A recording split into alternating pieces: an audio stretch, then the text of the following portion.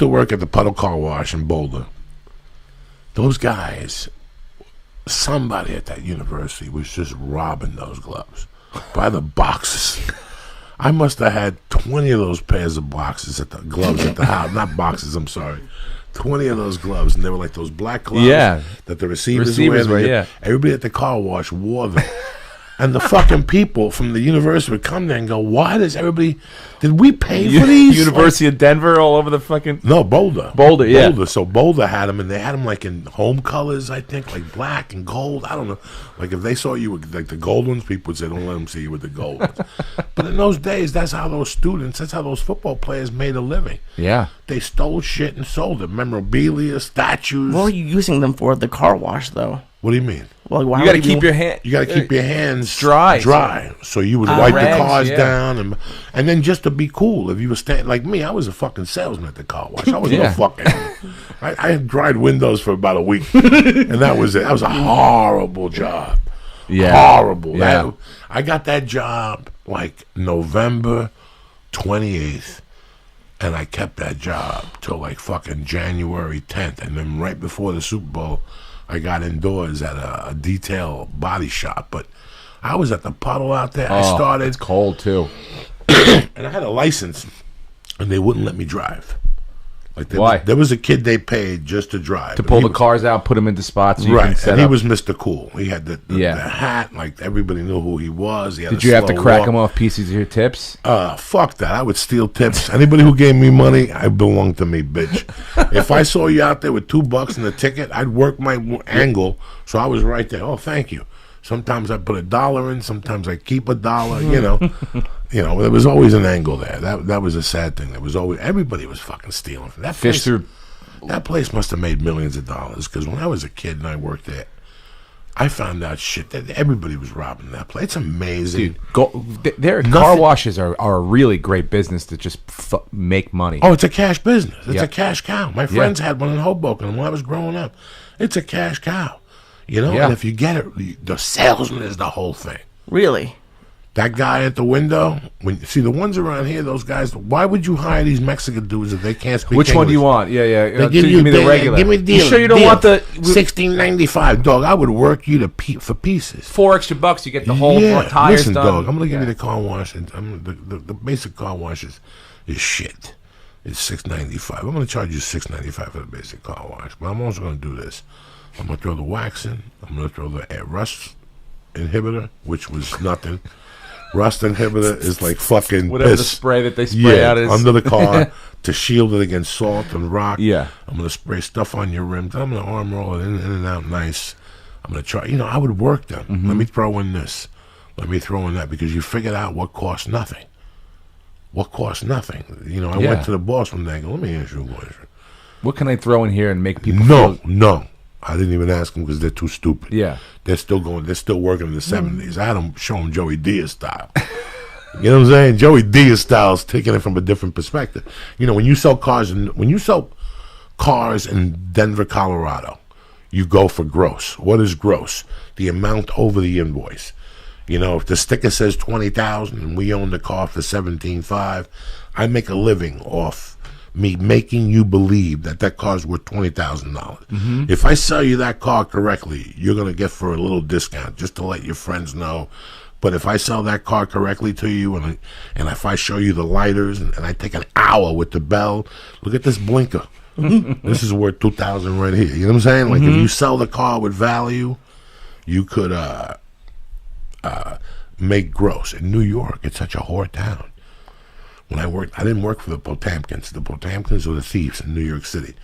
But there was these the Potamkins, that. Whenever you open up the Daily News, Potamkin always got a Cadillac on special. $199 down, $199 a month. Wait till you get there. You leave there with $300 a month and a fucking beating, a black eye. You were there for 18 hours.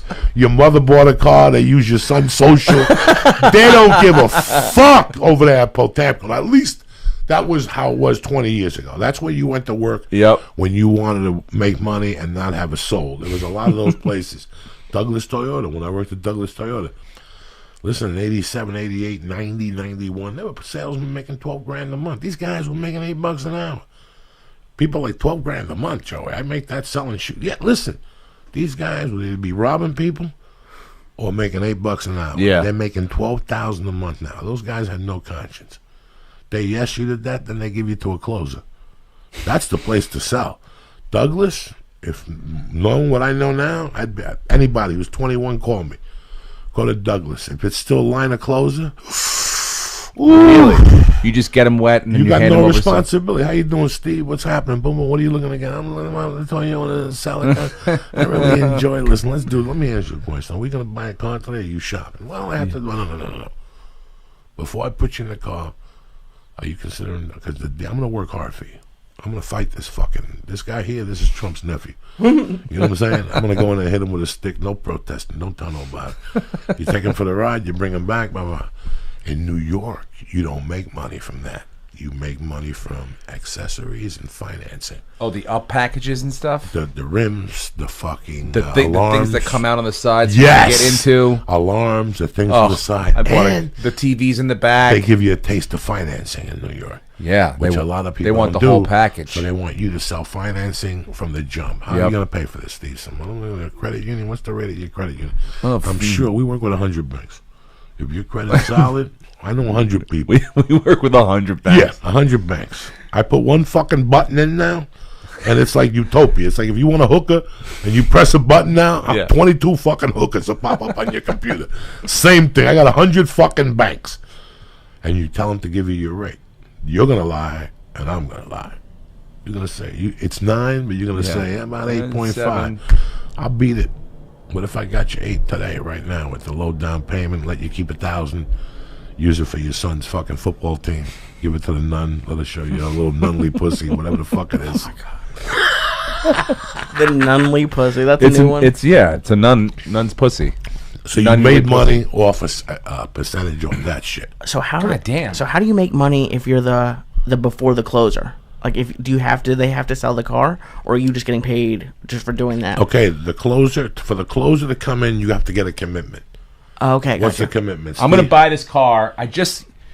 So you want to do $300 a month? Boom. I really didn't say I want. 270 is what I really want to do. But 2,000. All I got to do is this. I got to get you the down payment you want, the price on your trade that you want. That's all I got to do. You get me that, and then we'll do this car. And then he'll. I have you sign all 4 boxes. I get a credit card from you, and I bring it to a closer. I wish this fucking animal luck, and I sick him to a guy who's been beating women for the last 30 years of his life. 2 divorces. Yes, 8 divorces. He doesn't. That's really... 8th in his softball team. Yeah, fucking 6 rehabs. Robbed one of them at gunpoint. This guy comes in and just torments you to death. And then he brings you to... You need the gas and go package? The whole I got the gas and go package. And then he brings you a chick that does the whole introduction to the car. So you already sold another car. You're a king. By the time that guy goes to F&I and then to the... they call... In those days, they had girls.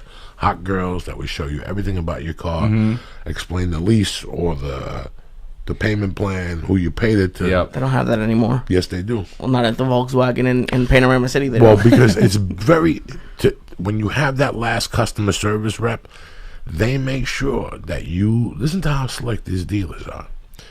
They make sure that when you get your customer rating, you bring it back to them and let them fill it out.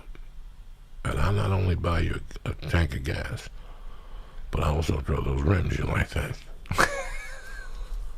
Because that's the most important thing. The customer service index is the most important thing, and the most important thing to white people. Because if white people go on there and they see your customer service index is down, they don't do business with you. Wait, this certain is Yelp. white people this is Yelp. not before no, Yelp. This is before Yelp. It was almost like, what was that service? Business, consumer business. Yeah, this was before Yelp. No. And they still got it now. When you buy a car, a dealer will send you a fucking thing because that score lets you know whether you'll get certain cars. If you treat your customers shitty, they ain't gonna send you all the cars you want.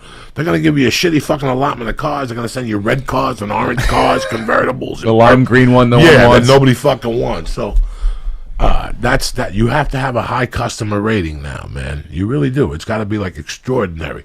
When I do business with this Subaru, they go above and beyond. That's why I've gotten 4 cars from them.